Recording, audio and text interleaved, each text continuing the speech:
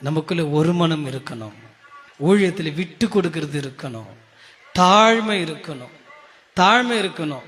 நான் முதல்ல வந்துட்டேன், நான் தான் ஃபர்ஸ்ட் அப்படியெல்லாம் சொல்லக்கூடாது. நான் தான் ஃபர்ஸ்ட், இந்த சர்ச் ஆரம்பிக்கிறதுக்கு முன்னவே நான் வந்துட்டேன், அதுக்கு நான் என்ன பண்ணிட்டுங்க? அவங்க யாரு? நேத்து வந்தாங்க, அவங்களுக்கு நீ வாய்ப்பா? இது கிறிஸ்டியானிட்டி இல்லை. புரியுதா? நாங்கள் எத்தனை தலைமுறை தெரியுமா கிறிஸ்டின்? இதெல்லாம் இல்லை. சரி, நீங்க 4 தலைமுறை 400 தலைமுறை இருந்தா கூட மோட்சத்துக்கு போயிட முடியுமா?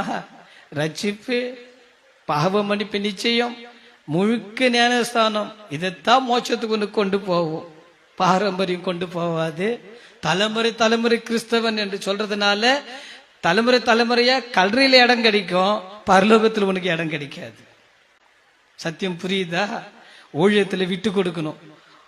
ஊழியத்துல உயர்வு தாழ்வெல்லாம் கிடையாது, சீனியர் ஜூனியர் எல்லாம் கிடையாது, ஆண் பெண்ணுன்னெல்லாம் கிடையாது, படித்தவங்க படிக்காதவங்க எல்லாம் கிடையாது.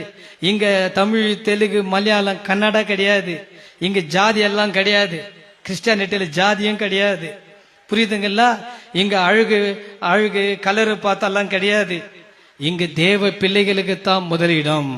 ஆமென்.